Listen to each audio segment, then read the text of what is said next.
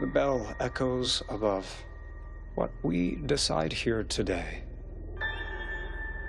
will polish or crack the firmament. What shall it be?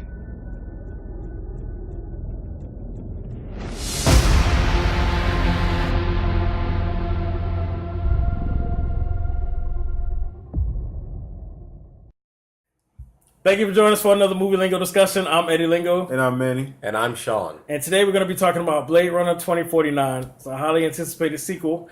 If you haven't seen it, please turn this off. We will be going fully in-depth with spoilers and all in this in-depth discussion. Now, Blade Runner now is 2049 is starring Ryan Gosling. This is basically a continuation from the original Blade Runner where what do you call the things that they are? Replicants? Replicas.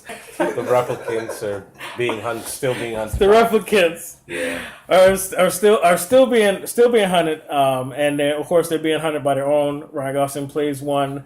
The investigation takes them to a point where they find out that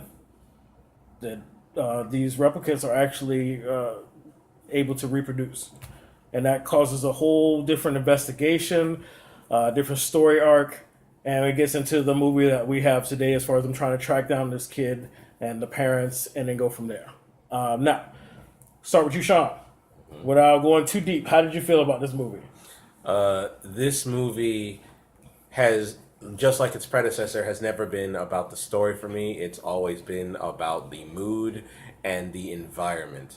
I've fallen in love with the Blade Runner universe and all of its derivatives to the point where I can sit there and enjoy both of these movies, and I can find no fault in them.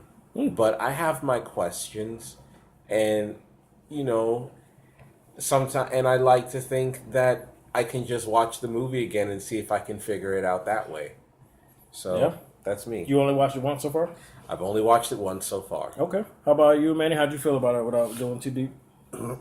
Well, with the whole Blade Runner series, I was talking to this guys before. I always had a love-hate thing with Blade Runner. Okay.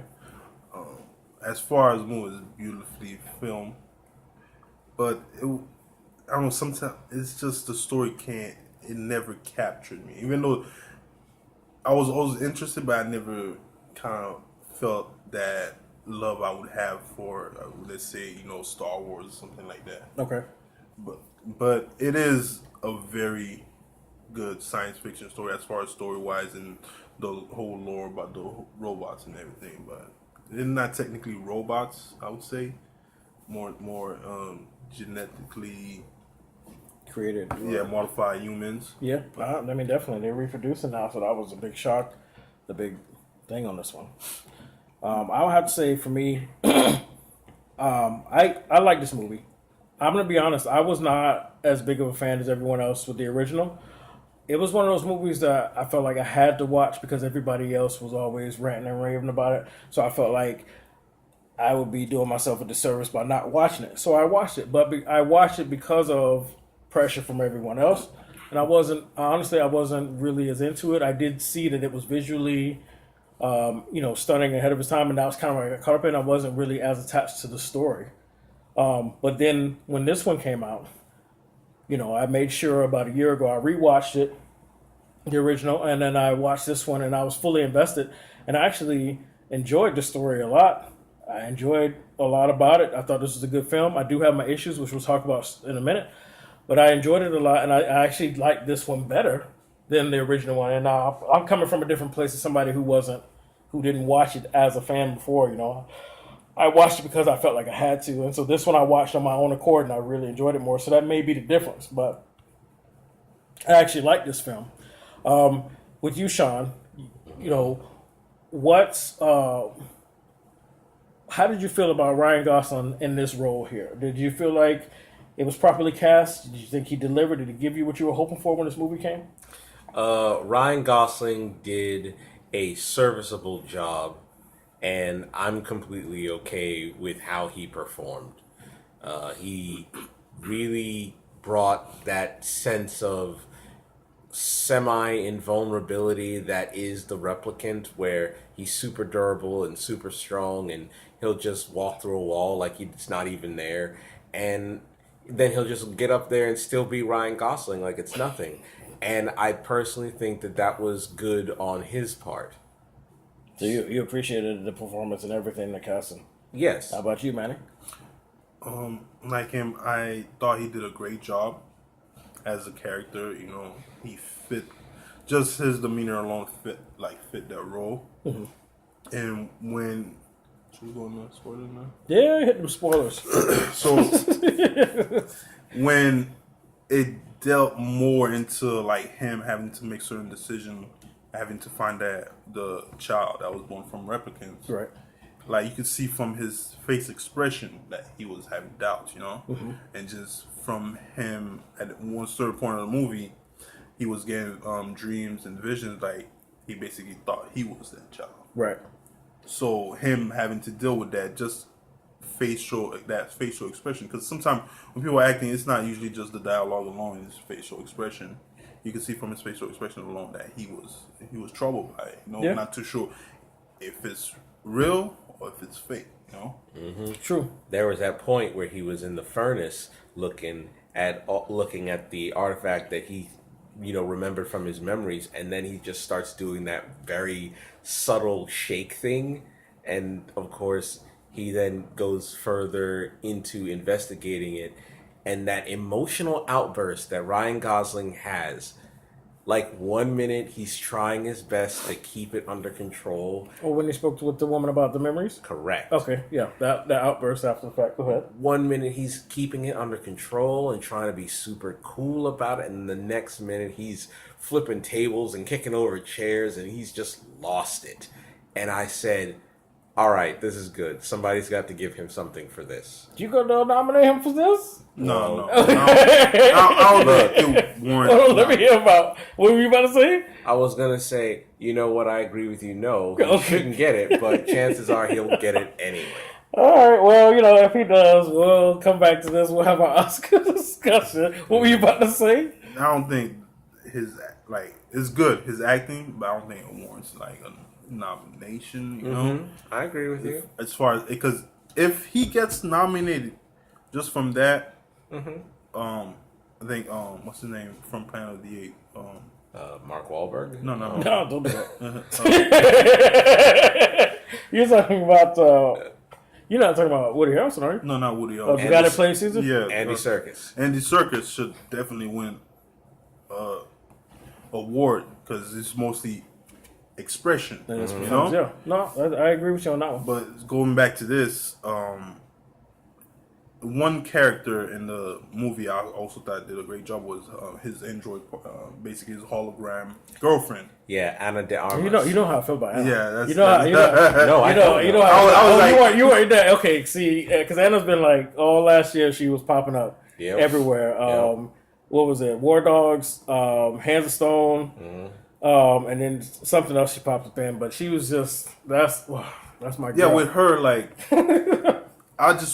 one thing about her, it's like basically she was built basically to be there as a companion and give you whatever you need, say whatever you want to hear.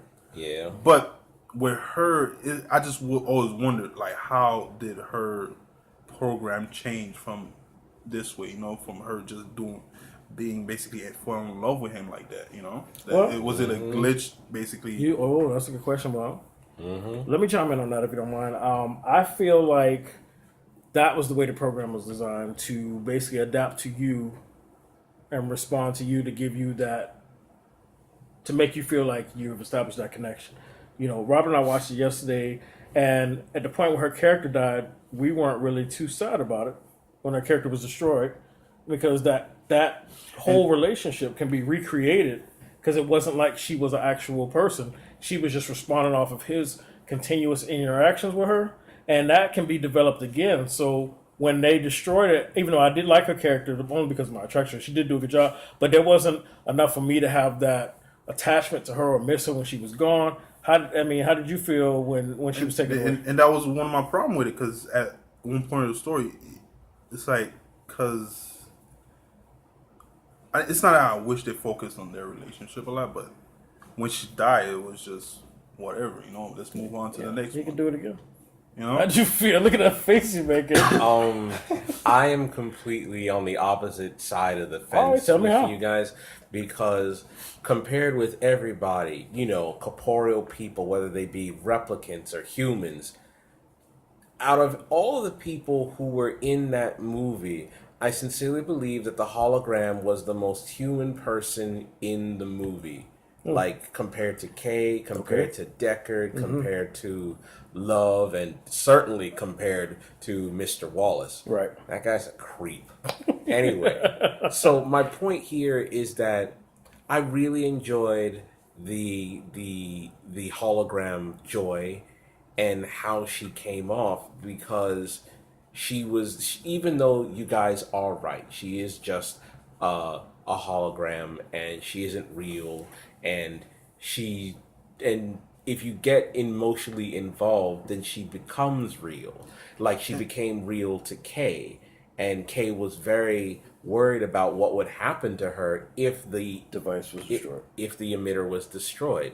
That's what his concern was. He didn't care about himself because he knew he's a replicant. He doesn't care.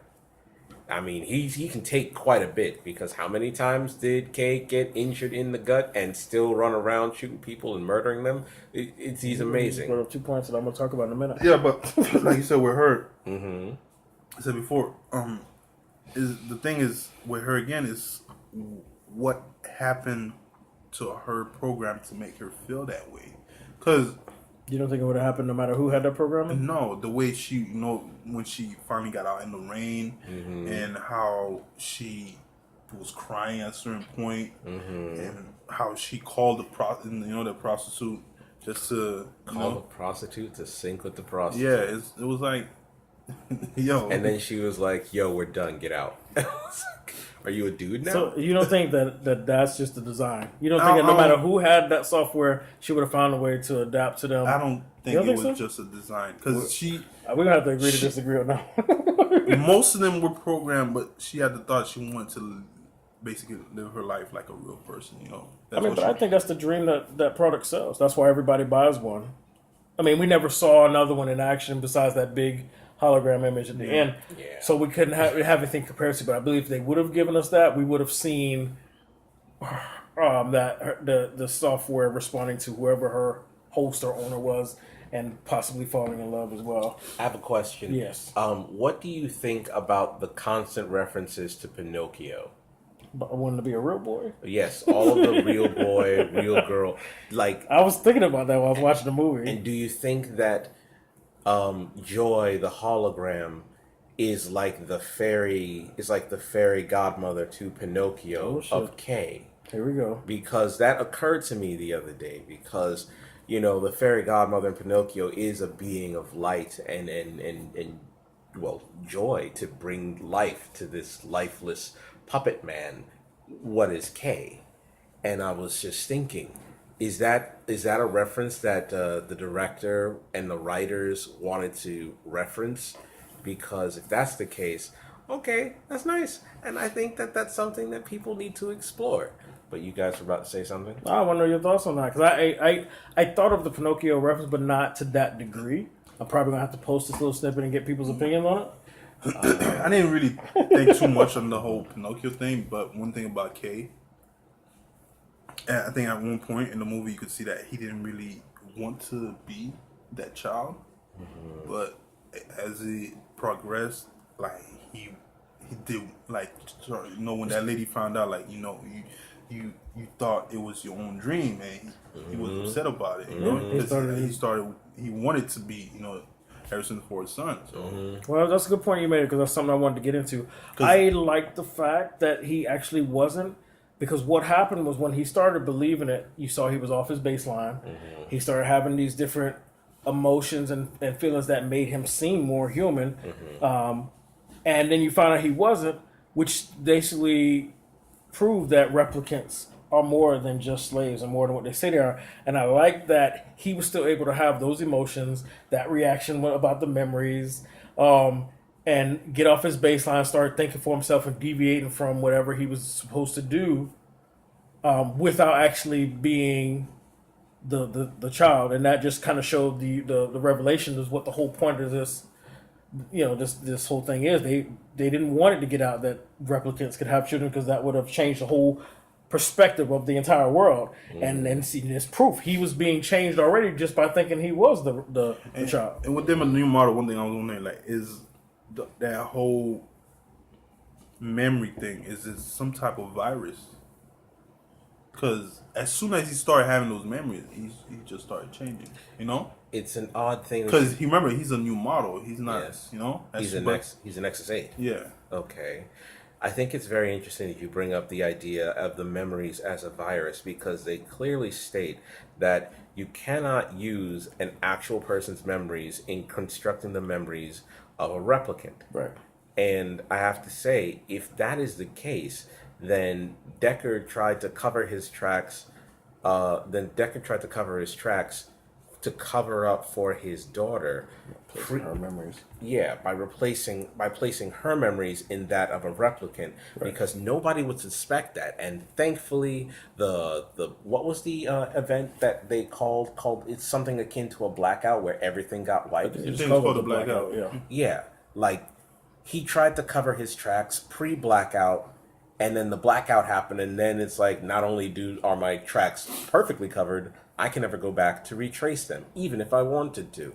And so I gotta say that idea that the memories could be a virus is an interesting idea, but I don't necessarily agree with it. There's a lot of theories in the story. And speaking of the blackout, if you guys watched the Blade Runner 2022, the short, it basically explained what happened that led During to the blackout. Led to the blackout. Yeah. Yeah. But another thing about this is Wallace, Jared Leto's character. One thing, he actually went blind, like literally made himself blind, so he could basically see how it feels to be actually blind, play the character. He's a crazy individual. Yeah. All right, let's talk about Wallace though. Let's talk about Wallace. When Robert and I watched this movie, he pointed out there was no real identifiable leadership. There was no structure, no real, like, who's running the city. This replicant walks into the police station. She's killing people, taking bones. She kills the commander or captain, whatever her role is, and she says, "I'm going to tell Wallace that you tried to shoot me." We're like, well, why do you have to report to him your reason doing? Like, who's in charge? I didn't get that. In the beginning, when Kay walks in the police station, he's not eyeing humans, because replicants are beneath them. You can see that. But then she walks through head to high, killing people, doing whatever she wants, getting all levels of clearance, and there was no real structure of law and order. Who's in charge? Who's the hierarchy? Who do you answer to? I didn't understand that. I felt like that was just kind of just in the abyss. It was not really set. How do you feel about it? Who wants to take it first? I think I should take it first. Go ahead, sir. I think that the answer is obvious, that Wallace, because his products are so pervasive in their 2049, that even though Atari is all over the place, Wallace is still there. Wallace's stuff practically facilitates everything that happens in that city. And so it's not that hard to imagine that all the technology and all of the power that goes with it is controlled by Wallace. So even the cops are beholden to Wallace to get their stuff done, especially without Tyrell, because Tyrell was just replicants and Wallace is more than just replicants. And so I believe that that's why I believe that Love, the replicant who works directly under Wallace, was able to do whatever she wanted and knows that she is the best angel, and she could just murder a man and be like, you know what, whatever, let me go do what I'm doing. And that's my answer to your question. I hear you. I like that answer. I mean, I could tell from that answer we could go all day back and forth, but we're not gonna do that now. But I do hear what you're saying on that. What do you? I didn't really think that deep into it. I just think it was just one of those. plot issues when it comes to movies. They just made something happen and didn't really bother explaining it. They didn't I think can about see it. Just that. Because overlook. one thing about Wallace, at one point in the movie, remember he was trying to leave the planet, basically go out of the world, basically to do his personal stuff. Okay, he even said himself, he has more power to do stuff out of the world. So Yes, he does. there's something on Earth that's keeping him from doing more than what he wants. Even when the angel was killing Robin Wright character, she said like, I'll just tell him you should try to shoot me. And I was like, okay, So- but like, is he the law? Yeah, but Why you gotta explain yourself and you already run around doing whatever the hell you want anyway? yeah, but with Wallace's character, I wish they you want a little more flushed him out more. Yeah, backstory. yeah, not. Yeah, you walked into that one. That's all you ever asked for. Yeah, but Yeah. dude, because the android was like petrified of him. True. I keep calling her android, Yeah, I mean, I understand what you're saying. but she was petrified of him, Yeah. and I would have wanted to see basically what made him like so scary that she was willing to do all that stuff for him, and also wanted so much to prove herself to him, like she was the best. Did you see that part where Wallace essentially got a newborn replicant and killed. and he just did that because he thought he was doing the right thing? That type of madness shows people that, hey, I have no problems murdering you in front of everyone for a reason that only matters to me. Right. And No, he was about perfection. Right. And yeah, his search for perfection built all of everything where they were standing, and even to produce that replicant, and even to produce love. And she knew that without a person like this and his power, she would not exist, and neither would that replicant that he just murdered. Yeah, you're right. And So it was more like respect for the creator and the fear that at any point he could just get rid of me. yes, and that's the reason why I still found Wallace to be very dangerous when he presented Deckard with the duplicate of Rachel towards the end of the movie.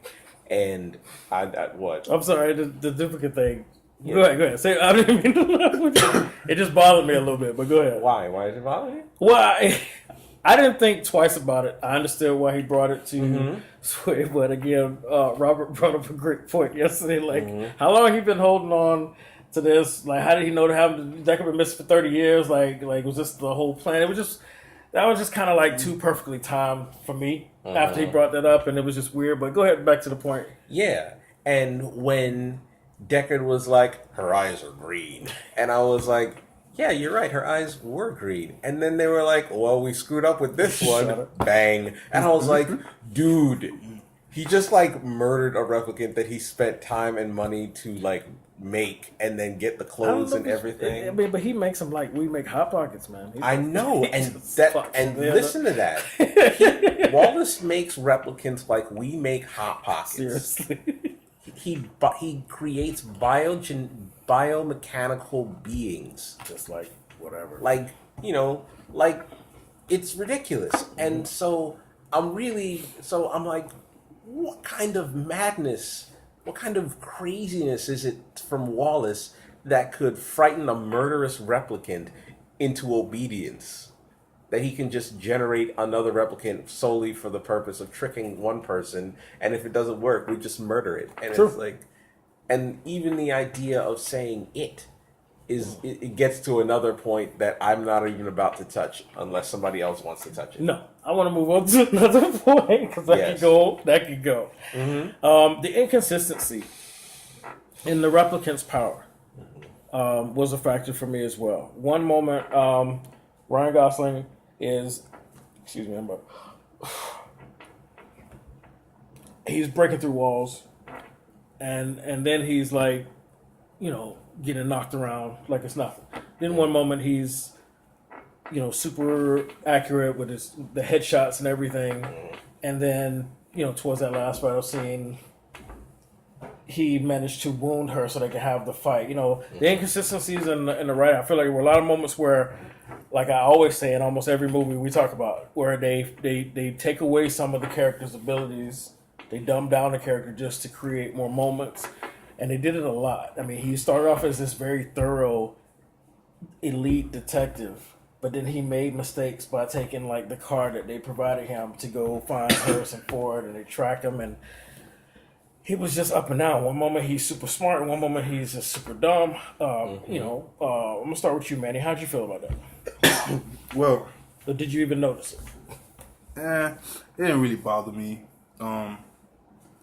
because I knew somehow you have to have certain movies. You have to have basically the hero at a certain point. He has to get beat up and come back up again and save the day. You know, Right. It usually happens every movie. Yeah, most but movie normally it overpowered happens. by So, somebody that's greater. I felt like he was weak in moments he shouldn't have been. what, when that scene with Harrison Ford on the building, or Well, he was allowing that. I know he was allowing the Harrison Ford because he didn't want to hurt him. no, when basically they were running away and And those agents, those other replicants. the other replicants showed up. Yeah. And he was basically accurate with his shot, but I think when she showed up, she kind of caught. I don't. She did catch him off guard. She caught him off guard and started kicking him, so Right. he was basically getting down. And then remember, he was injured before that too. Yes. So, But, you know, okay, but there's also a moment where before that, and this is what I'm talking about, where they dumb down the character. Him and Harrison Ford going at it. Harrison Ford says, "We can do this all day. We can get a drink." He goes and picks up Harrison Ford's gun, put it in his pocket, says, "I'll take the drink." Then that's it. And then moments later, they burst in. He never pulled that gun out and used it. And he had that opportunity to catch him off guard with everything, and they just forgot about it. You know, there was moments like that we were seeing. Like, wait, when they were running from the other replicant, or yeah. And Harrison Ford's home when he said, who came in first before they had the drink?" He grabbed the gun. Ryan Gosling put the gun away. Said, "I'll take that drink." Okay, so then they went through their dialogue or whatever, and then later on, when those replicants arrived for them, Love and her people, he never goes to that gun. yeah, but remember, after he burst the wall, there's one that came behind him and pulled a gun on Yeah, him. but he could have pulled the gun before that, after that. Like, he got that one okay, but then he still, like, when Love was kicking over him, he never went to the one that he put aside. And that could have created a more interesting way. I mean, I'm not saying he should have won that battle because I understand the story has to play on, but they could have wrote it better where where they considered all aspects that they already but created. if it happened, he killed her right there. That would have been the end, They you not know. necessarily killed him, but at least remember the gun is there. It's like they just hoped you forgot about it, which you apparently you did. Do you remember that moment? I do remember that moment, and I'm trying to find a way to justify how he didn't have the gun to pull on the Trying to dude. find a way. And I'm thinking to myself, well, wait a minute. There was that point where Kay did take a nap, and I don't think he would have went to sleep with the gun on him. But then again, he's a detective, so he probably did. Like that, I would have. You know, I don't know. I mean, granted, now this movie is long. It's 2 hours and 43 minutes. Too long. There could be moments of establishing moments like that they cut. This movie could have. I don't know. I need to read up on it. It could have easily been longer, and maybe that was some of the mistakes they made just to Like save that- time. No, like that one scene when he's looking for Decker's, like he's using the drone to look for it. I think that was not necessary. You know, back up, forward, stop. That was for the visuals. Yeah, visuals. I had enough visual, but that part right there, He's like, I had enough by then. that part right there, it was not necessary. It is a slow burn movie. There's a lot of slow burn moments Yeah. in the movie. You know. What did you guys think about all of the time lost after Kay had been defeated by the replicants and Love ran off with Decker to go back to Los Angeles? And there was that indeterminate period of time where the replicant rebels had picked up Kay and had him around that campfire, and they were taking care of him, and then they took him back to Rebel headquarters, and they basically tried their best to heal him, where he discovered that he was not, and I'm going to use this term, he was not the chosen one. Okay. And I have to say it like Yes. that because he's like, am I truly the son of two replicants? It's like, no, you're just a replicant. And so it's like, at that point, you say, how much time has passed between getting your ass whooped by Love and then being, brought back from the brink of death by the prostitute and that one-eyed rebel leader lady? who was like, I don't want people finding out I'm a replicant, so I just pop. How much time do you think passed? I don't know. I don't think it matters though. That's when one thing that's when it kind of ruins the movie for people when you want worrying about how many time what time passed. Mm-hmm. I think it's just better to worry with that. Just progress. Well, I mean, I feel like the only time I'm going to worry about that is if in that time did you give me any valuable information. And if I felt like that there was nothing really to gain from those times in those scenes, then I'm going to start like the moment where he was walking after he left them, and then he sees the giant Anna hologram, and then I guess he has a revelation of some sort. I would have rather seen how he got his next vehicle and how he tracked down Harrison Ford and Love before he got to them. I would have rather seen that happen than instead of just jumping to now all of a sudden he's there, he's attacking. Where'd the vehicle come from? Is it a cop car? He's got the extra drone help. Where is this battle taking place? You make a very important point. Like, where did he get all of that stuff from? That's just we just accepted it. That's what happened. You just I just accepted it because at that point I was. I mean, I get it. It's a long movie. This is a long discussion. But like I said, the whole lore of replicants and how they're created, how they're revolting and stuff. I like the whole aspect of that. Kind of remind me. I like the whole idea of it. Yeah. But again, like the problem we have with the plots and the slow burn, that's what kind of ruined the movie for people like me and certain other, certain people. Yeah, I mean, some people were visually blown away, and it could have been like the few time there was action. It was nice to see that little few 5 seconds of action. But if we had more, I think it would have made the story more interesting. Well, that was a big mislead on their part. The trailers kept showing you those moments of action, and a lot of people went in looking for that, not realizing that they were going to get a very detailed detective story, just like the original. And so at least show him like hunting for more replicas, or once at his time in the desert finding more. What are those people in the desert anyway? So the replicant rebels, the ones. No, the other ones. Those are scavengers. Yeah, I didn't need more in San Diego. I didn't need more because this is a sequel. If this was the first introduction to this universe, then I would have wanted to see more of what Cade does.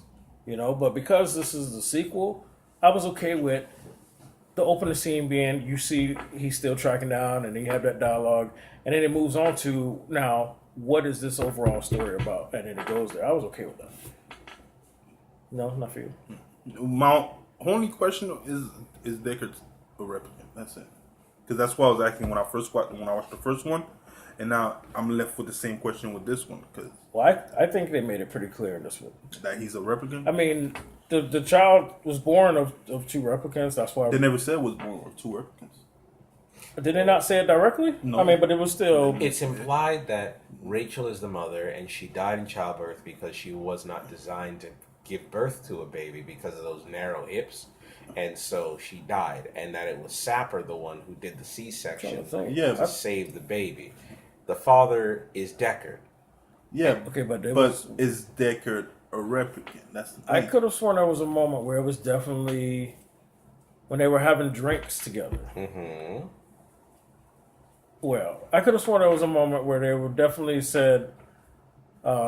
It was definitely established that they were both replicants. I mean, isn't that why Harrison Ford wanted to hide? No, he didn't establish it. There was one part he was having a conversation with Wallace, and Wallace kind of. I think the question kind of implied that he was a replicant, but you never got the answer really.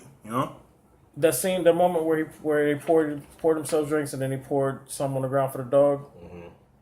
Mm-hmm. I know. What do you want? I want to ask you some questions. That's I mean, but it's all theories, I don't think so because I don't feel like.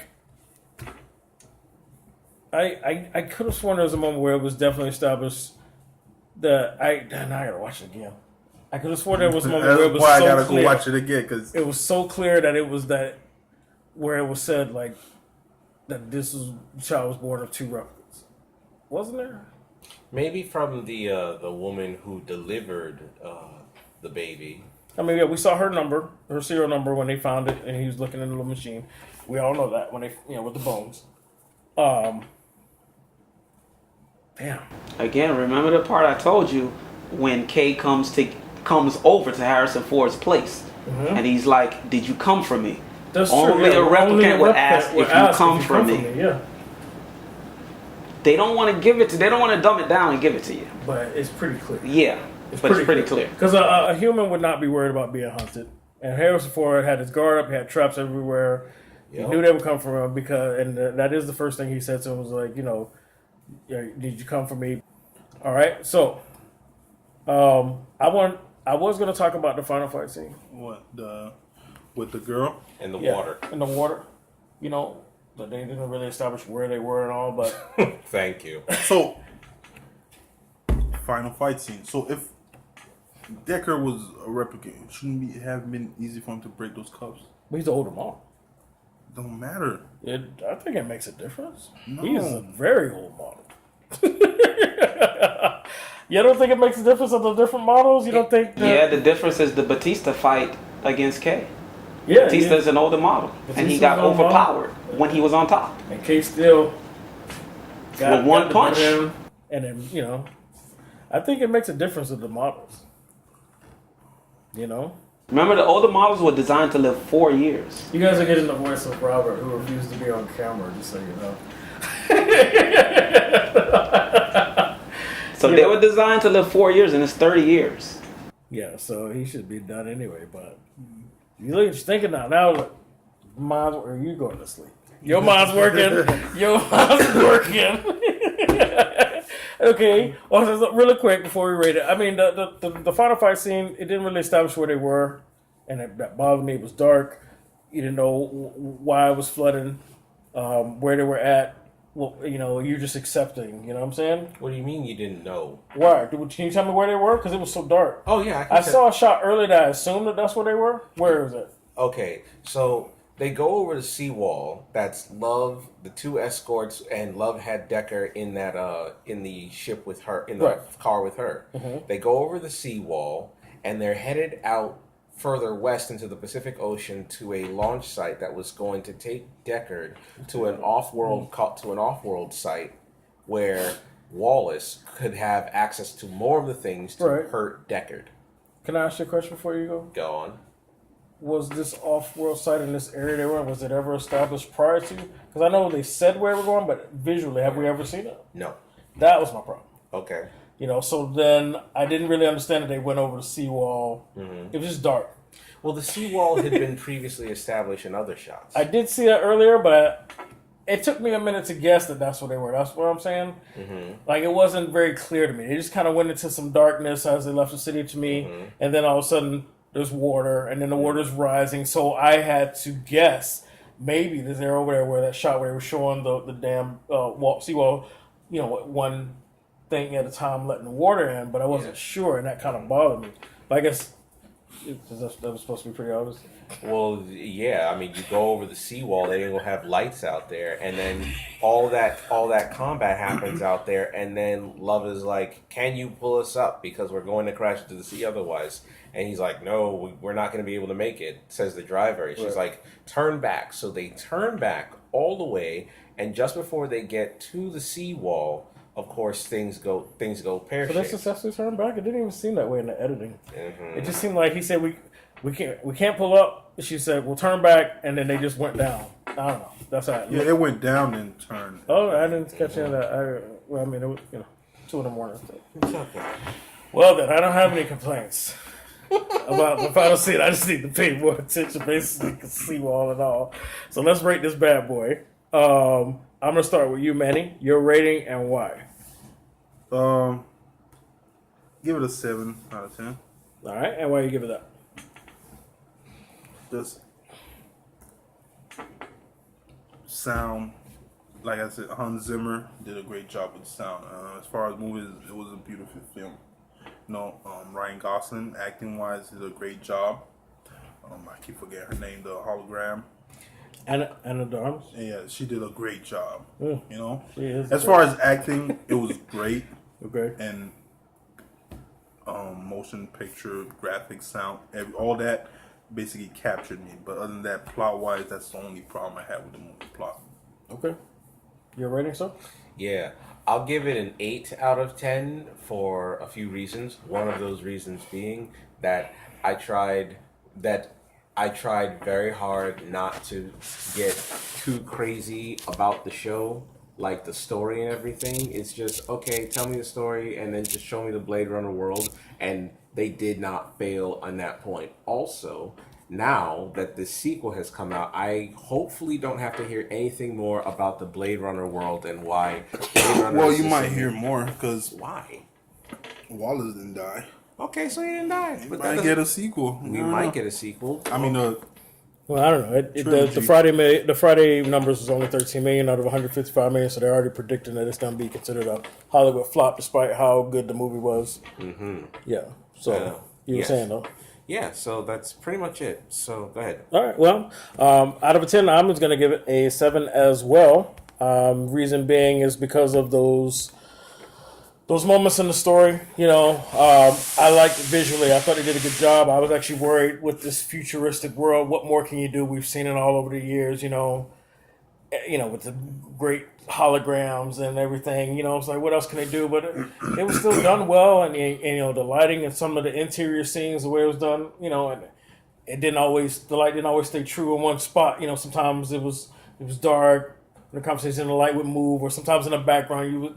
For no reason at all, but it was just visually impressive to me. yeah, I it's liked a it. beautiful film, and Yeah. like the sound alone kind of gave me that nostalgic feeling of like watching old movies. Old Yeah, sci-fi they stay movies. true to it. it. So, Yeah, I would so have probably changed I- it to 8 just because of that. you want to go back up to 8? Yeah. All right, let's do this my opinion. Yeah. So for me, I still give it 7. There was too many moments where in the story where I was actually like really bothered. When that prostitute snuck that little chip in his bag, why didn't the hologram see that? That's her home. She's everywhere. She sees everything. But she popped up right after to just say, "I'm done with you. Go home." I would have rather than wrote a moment where she told Ryan Gosling about it, but he still decided to leave it there because And he one wanted to thing, see where it like, goes. speaking of that, they sank. The prostitute said she's been inside her, and she was inside the prostitute, so she knows. I did what not want to business- talk about that sex scene. You brought it up anyway. I was trying to avoid that sex I'm just scene. saying, she sank with the prostitute. She have not known that. Her intentions? Yeah. I don't know the degree of what this sinking really does. That whole scene was just, I don't know. I was just trying to avoid it altogether. Yeah, but I give it a 7 out of 10. It's definitely, it's a good movie. I think you should definitely watch it. I like this one better than the first one. That's my personal opinion. Probably gonna get some hate for that, but yeah, I can see the faces you're making now. But that's just how I feel. So, The face I'm making is one of laughter because you most certainly will. You will get all sorts of hate. I know, you get a whole lot of hate. But so overall movie Lingo rating, it's 7 points. Oh, it's all those 6s. 7.7. We're gonna just, we don't like to do that. We either do this the right on or the 0.5. So I'm gonna round it up to an 8 because I know you guys looking at me acting crazy. So movie Lingo rating is the overall 8. But remember, Mr. Lingo is 7. Yeah. So anything else you guys want to add before we bring it to a close? Yeah. I would like to see Ana de Armas in more movies, please. Yes. Yes. What? There's a lot of Ana de things that I Armas, would like oh. to say about Ana de Armas, but I don't think that they would be family friendly. They were already said in 2016 on all 3 reviews. It was the movie she was in. I made sure I said it. All right. Yes, trust me. And like even remembering those conversations too. Him around looking at me like I was crazy. You got anything else you want to add? Nah, it's just I wish studios would stop misleading people when it comes to this movie. Yes. Stop watching trailers. If Stop watching trailers. it's not even that, even if you're gonna watch the trailer, just if you're gonna base your audience that's gonna come in based on action, put some action in there, because nowadays people go in movies, what they see is what they're gonna expect, Yeah. But if you wouldn't watch the trailer, would you be expecting as much action? I think basically the only thing these movie people want is your money. They don't care whether you like it or Yeah, not. at the end of the day, word of mouth. I mean, word of mouth. And that's what the discussion is going to be. A lot of people going to be like, oh, you know, it was boring. But then there's a lot of us who we knew what we were getting into and we appreciate it, you know, so. Are we almost done? Because I want to plug the next video. Yeah, no, we're done. Yeah, everybody, stay tuned for Boo Medea's Halloween Part 2. He's doing that review on his own. Yeah. I am. You know, well, you know, we got to do it all. But anyway, I want to thank you guys for another discussion. I like when you guys come out. You know, thank you all for joining us for another Movie Lingo discussion. I'm Eddie Lingo. And I'm Manny. And I'm Sean. And we'll see you on the next one. And remember, when you love someone, sometimes you have to be a stranger. Good night.